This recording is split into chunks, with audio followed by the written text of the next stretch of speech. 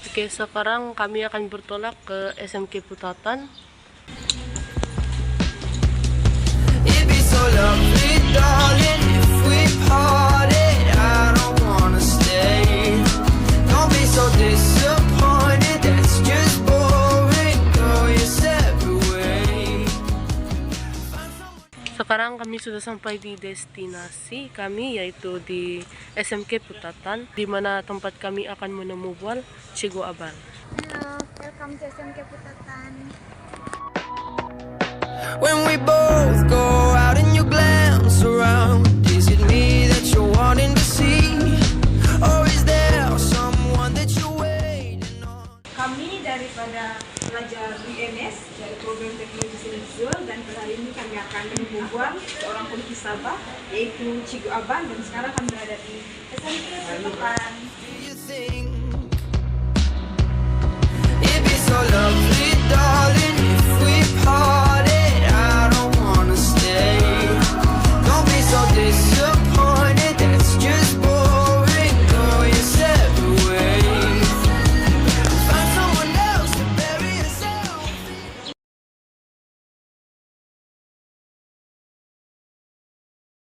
Nama penuh saya Abal Mukam bin Muslim. So Abal Mukam itu memang nama saya lah. Bin to bin. Muslim itu bapaknya. Oke, asal dari kampung Gadung Beaufort. Itu cikgu, lebih kurang satu keluarga cikgu orang seni kan? Ya, dari saya, girlfriend saya, itu seni, cikgu seni. Kemudian anak saya yang sulung itu pun dia pensyarah seni di UCSF. Habis itu yang kedua pun seni, daripada seni kamu juga tuh di UMS. Sekarang dia sambung diploma pendidikan UMS, diploma lepaskan ijazah. Dan dia pun mau jadi cikgu seni. Yang ketiga pun seni juga di UiTM, lelaki di UiTM Semarahan. Yang menang itu pergi UNS kan. Ada satu kan anak saya yang pergi, dia hidup kan, di US tu. Dia pun fotografi juga. Kemudian yang keempat sekarang ni kelas dia kelas bahasa jangan kamu, tapi dia ambil seni. Dan dia memang aktif dan setiap tahun memang menang lah. Dia selalu menang dalam GPT ni. Semua lah tu semua menang, pernah menang. Pendidikan tertinggi di sekolah saya ialah STPM lah. Itu pendidikan tertinggi lah. Di sekolah mana tuh, Cigo? STPM saya di Simki Mejakir. SPM saya di Simki Bungawan. SRP saya di Simki Gadong. Kemudian saya lanjut pelajaran lagi pergi kolej keguruan, mata perguruan, dan dapat diploma pendidikan di sana. Option saya pengajian Melayu pendidikan seni. So ada rezeki saya pergi sambung belajar lagi di USM untuk ijazah sarjana muda sastra dengan kepujian. Okey, lepas tu saya sambung belajar lagi UTM, Universiti Teknologi Malaysia, Skudai. Master saya di sana. Master. Skudai Johor. Skudai Johor, master saya dalam bidang teknologi pendidikan, pengurusan multimedia. Saya sedang menghabiskan PhD saya di UMS. Dengan Dr. Musnin. Pertama, penglibatan saya dalam seni sebagai pendidik. Saya guru seni. Saya guru seni daripada awal saya mengajar, saya memang mengajar seni. Sampailah sekarang sudah mencecah 33 tahun. Pernah juga mengajar subjek lain lah, tapi memang seni itu konsisten. Daripada awal sampai sekarang, dan sekarang ini jadi pensyarah di pusat pendidikan Nami Seni Putatan dalam seni visual. Itu penglibatan dari segi profesional. Kejayaan lah kan. Kemudian penglibatan saya di luar banyak lah. Saya terlibat dengan persatuan. Yang paling penting saya terlibat dengan Persatuan Seni Visual Sabah.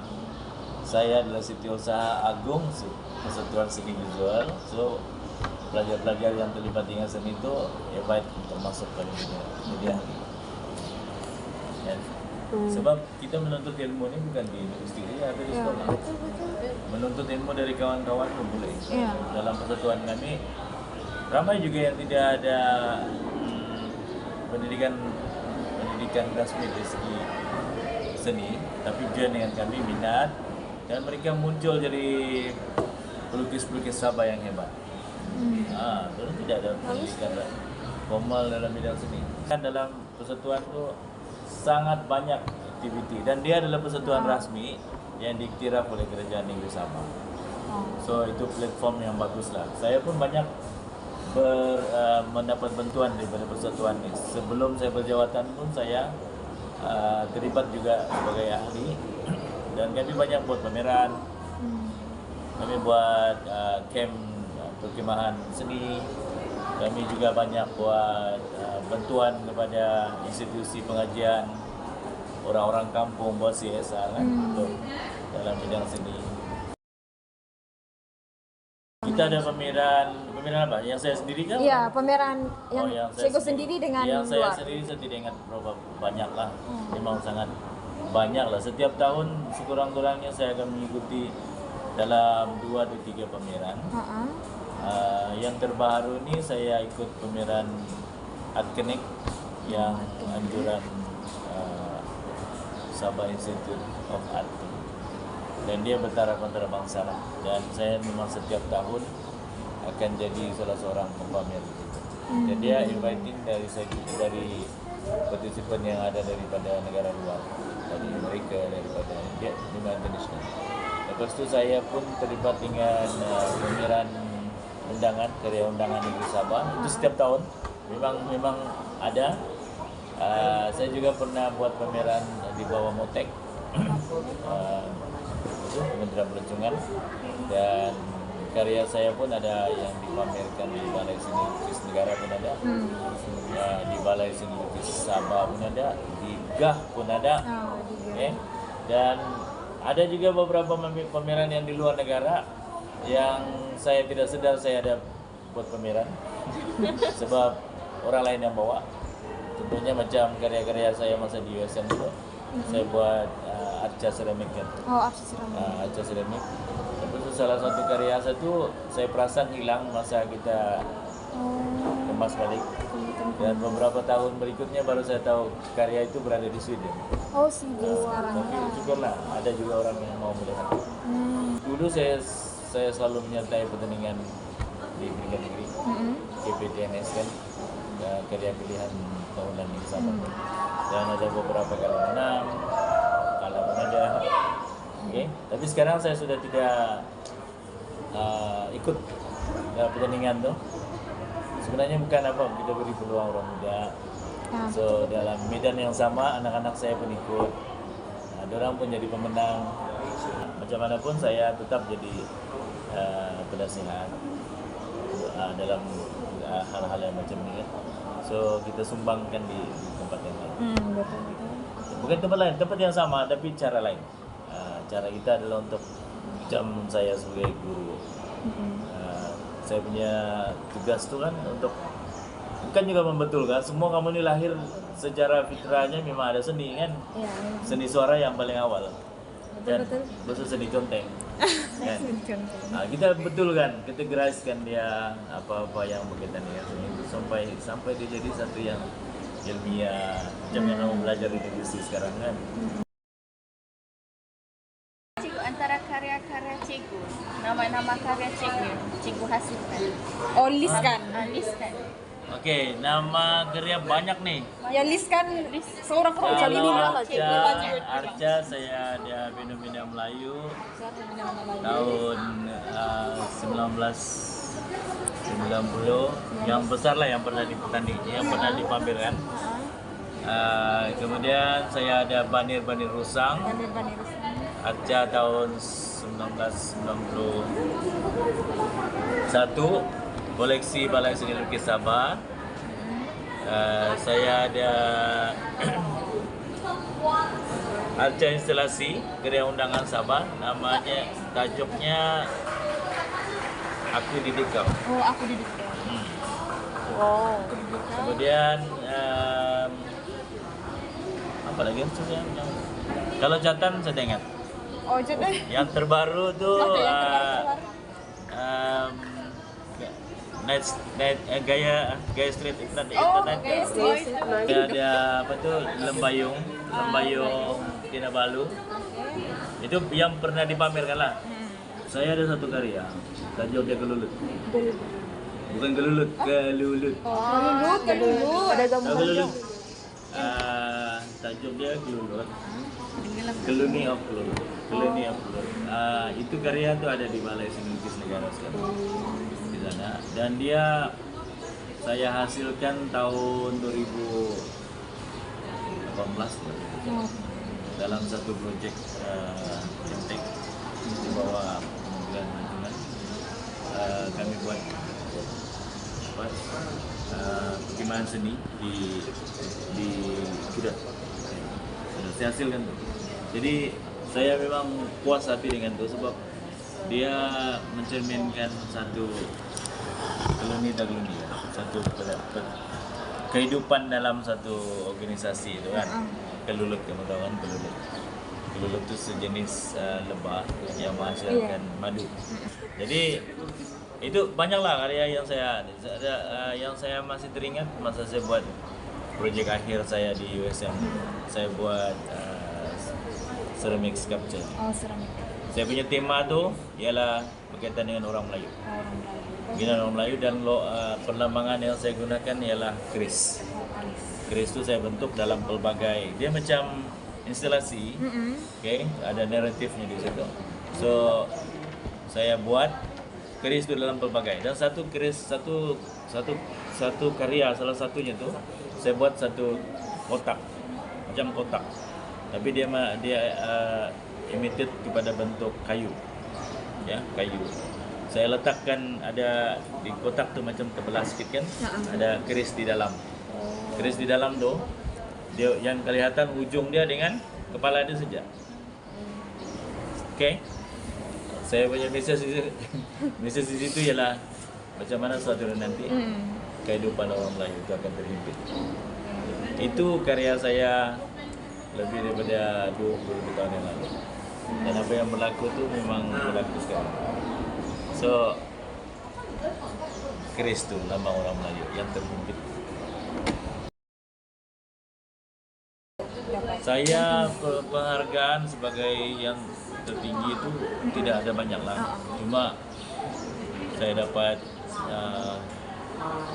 kemenangan adalah menang dalam lukisan grafik, dalam catatan itu je lah. Dan saya pun tidak ingat bila saya menang, tapi saya tahu saya pernah jadi pemenang dulu. Saya jadi pemenang untuk melukis beberapa logo. Logo Perpustakaan Negeri Pulau Pinang tu saya yang buat. Saya pernah menang, bukan menang tempat pertama tapi antara top 10 dalam buat logo Hari Kebangsaan Malaysia. Saya juga pernah buat logo baru, pembaruan logo baru untuk Persatuan Gabungan Pelajar Melayu Semenanjung. KPTNS tu ada menang juga, tapi tidaklah hadiah yang sangat tinggi mungkin. Saya tak tahu lah kalau orang anggap itu tinggi, tapi saya rasa biasa saja. Cikgu paling berminat dan cikgu paling yang macam fokus lah selalu cikgu buat di antara semua itu mana satu? Yang macam contoh cikgu macam kan ada lukisan, ada catatan, ada macam digital, arca semua. Antara itu semua mana yang pilihan cikgu punya fokus dalam bidang? Sebenarnya saya tidak kata saya multi talent ya. Tapi semua benda itu saya suka. Oh. Dan sekarang ni kalau saya menyertai pameran kan, saya cenderung kepada catatan. Oh, catatan. Tapi saya paling suka sebenarnya dengan seramik. Sebab itulah basic saya dalam seni. Sebab saya buat arca. Saya suka pada arca. Cuma dalam di Sabah ni arca tu masih asing sikit lah. Ya. Kan? Jadi kita lebih kepada catatan. Kalau bagian catatan kan lebih kepada teknik atau media apa yang selalu cikgu Saya aplikasikan? suka acrylic, watercolor, apa lagi? Minyak tuh jarang lah. Sebab saya tidak suka dengan bau. Tapi kalau saya buat saya boleh pakai. Cetakan pun saya suka juga. So kami kalau di sekolah ni untuk SEM 3 tu kan, dia punya soalan pun kadang-kadang bukan sama. So dia memerlukan guru yang tahu segala-galanya. Cikgu punya aliran karya lebih kepada Saya kalau catatan saya lebih kepada pop art. Oh, Macam-macam. pop art. Dia lebih grafik. Grafik. Sebab ialah mungkin pengaruh daripada saya punya akademik juga. Saya kan masa saya dalam bidang teknologi pendidikan dan banyak kerja saya dulu pun berkaitan dengan grafik-grafik ni. So dia lebih dekat kepada yang ada grafik lah. Tapi catatan realistik pun boleh. Kalau untuk watercolor saya itu lain. Watercolor lain disiplin yang saya buat. Watercolor memang saya gunakan banyak pada basa tu basa. Kalau yang basa tu kering tu pun ada juga. Campur. Saya lebih kepada pop art. Tapi kalau untuk watercolor saya akan lebih kepada ekspresionis. So ekspresionis itu kan sesuai untuk watercolor. Kan watercolor kita tidak boleh kontrol warna sangat. Gitu. Cikgu ada macam idola kah? Eh? Yang dalam Yang bikin, catatan. ya, Saya- inspirasi cikgu. Idola saya, Ya, Van Gogh. inspirasi. Vincent Van Gogh. Oh, Vincent.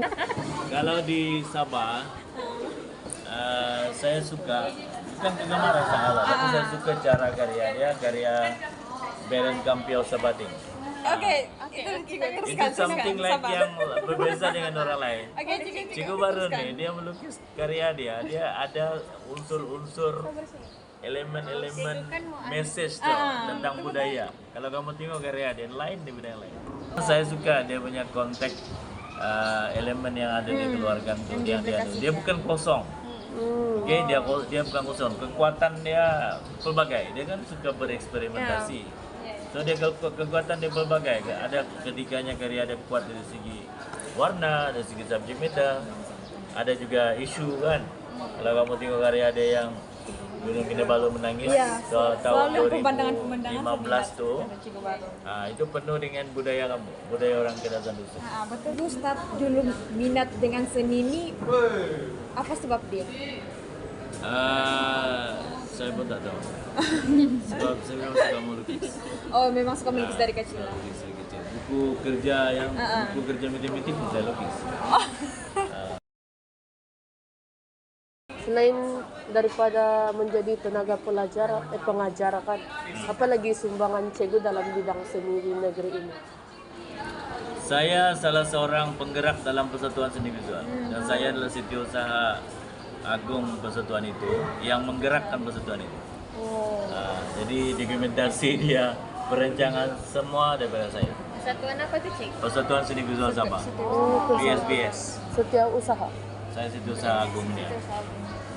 PSBS ni dia banyak bekerja sama dengan Balai Seni Lukis Sabah, banyak bekerja sama dengan Lembaga Kebudayaan Negeri Sabah, dengan Kementerian Pelancongan di Malaysia. Kita bekerja sama dengan Sabah Board Tourism. Sebab ini mengembangkan industri seni. Dan kami tidak keterlaluan kami kata kami menjadi sebahagian daripada konsultan kesenian di Sabah ini. Itu salah satu sumbangan saya lah, kan. Selain daripada itu saya juga jadi apa dia? Bos semangat Apa dia? kami ini cikgu. Dari tahun bila Cikgu dilantik? Saya dari tahun 2019 lagi sampai sekarang. Banyak lagi lah sumbangan ya, dari segi persatuan-persatuan. Ada persatuan yang minta kita punya pendapat jadi konsultan itu kan. Kemudian sama-sama. Sebenarnya ya. Mau cikgu bagi nasihat atau kata-kata semangat bagi seniman-seniman di luar yang Pertama sekali, Oke. kepada seniman saya tak akan bagi Kepada nasihat sebab pelajar-pelajar. kamu pandai. Oke. Yang paling Yang berminat. Cuma kalau rasanya ingin join dengan secara lebih aktif, oke, siapa-siapalah, sama ada seniman senior kah, junior kah, ataupun yang beginner kah, joinlah persatuan kami, Persatuan Seni Visual Sabah. Sebab di sana kita ada banyak aktiviti yang kita sediakan bukan saja untuk senior tapi untuk golongan muda. Dan kami ini semakin lama semakin tua, kan? Keupayaan kami pun akan berkurang. So, kami harapkan generasi yang seterusnya. Mungkin idea kamu lebih baik lagi, idea kamu lebih besar lagi, idea kamu lebih digitalize kan. Sumbanglah ke sana. Itu lebih bagus dan salah satunya ialah kita ni kan menimba ilmu. Dan tidak semestinya status kita sebagai cikgu kah, sebagai doktor kah, sebagai profesor kah. Kita sangat pandai. Tidak, saya sendiri pun belajar. Dan saya melihat karya orang pun saya akan dapat idea, oh gini. Nah, kita di dunia ni kalau kamu mau tahu, seumpama kita mengkaji seekor lalat, kan? Untuk sampai ke peringkat PhD, hanya mengkaji dia punya jari kaki saja, belum sampai lagi kakinya. Itu sekecil lalat kan? Kalau kita sepanjang hidup kita pun kita tak akan dapat mengkaji keseluruhan tubuh lalat. So ilmu itu sangat luas. So kita kena belajar daripada semua hal. Contohnya kalau kita join dengan orang, kita bincang dengan orang, kita kena lagi satu untuk menambah ilmu pengetahuan dalam seni ini. Satu, kalau dari segi teori kita kena banyak membaca. Kena banyak tengok orang-orang punya kajian yang terdahulu tentang seni, banyak melihat karya-karya yang mungkin lebih advance kan. Tapi jangan lupa karya-karya yang dulu, karya-karya yang zaman beratus-ratus tahun yang lalu kita kena kaji juga kan. Sebab mereka lah yang mencetuskan pelbagai aliran, pelbagai idea, izin pemadu. So kita kena kaji balik. Jadi daripada sana nanti kita akan jadi lebih baik. Nah gitu. So sebagai pelukis muda macam kamu sekarang ni kan, kamu kena banyak eksposkan diri tu dalam bidang ini. Kalau kamu minat, sebab bidang seni sekarang bukan macam dulu. Orang dulu bilang seniman jalanan, seniman kaki lima, pelukis kaki lima. Sekarang tidak seperti itu. Kita sudah selari dengan teknologi. Apalagi sekarang ni dengan teknologi AI. So kamu boleh gunakan kemahiran kamu tu asah sebaik mungkin lah. Kan? Sebab seni pun bisnes. Seni kehidupan. Kalau tidak ada seni, apa yang ada yang kita boleh banggakan, yang boleh menyenangkan hati kita? Sebab seni itulah yang menyebabkan kita senang, kita gembira, kita suka. Jadi seni jangan kita hadkan kepada yang konvensional saja. Kita kena buka seni kan. Kalau kamu jualan online pun orang tidak akan suka sesuatu produk kamu yang keluar di Lazada, keluar di Shopee kan, keluar secara online di TikTok kan. Kalau just benda yang berbungkus saja, ya, kamu kena create something yang lebih menarik kan. Itu betul. Nah, di situlah kepentingan sini. So pada yang orang-orang yang macam kamu ni, jangan anggap ini. Sebab ibu bapa di sana tuh, yang di luar sana tuh, yang terutama yang kurang akal, mereka anggap seni ini sebagai satu yang tidak ada masa depan. Tapi orang tidak tahu yang dorang ibu-ibu kamu itu masa hari raya kan, coba perhatikan. Bila masuk ke di shopping kompleks, berapa jam masa dia memilih kain, memilih baju? Apa kriterianya memilih baju tuh? Kan? Sebab dorang manusia tidak sedar yang dorang sebenarnya sudah ada potensi seni. Iya, memang dari kan? kecil lagi. Tapi untungnya kamu nih, kamu diberi peluang untuk belajar dari segi akademik seni. So kamu boleh categorizekan, kamu boleh buat pengkelasan dan sebagainya. So peluang itulah yang kamu boleh gunakan untuk memajukan diri sendiri. Kan? Nah, itu enggak? Ya. Apalagi? Habis sudah kan? Jadi Sudahlah Cikgu. terima kasih banyaklah Terima kasih juga Cikgu. menerima buah saya. Thank you cikgu sebab sudi luang masa. Ya, Oke. walaupun Iban kami tak ambil selama masa cikgu. Ini cikgu, ada sedikit cerita aku.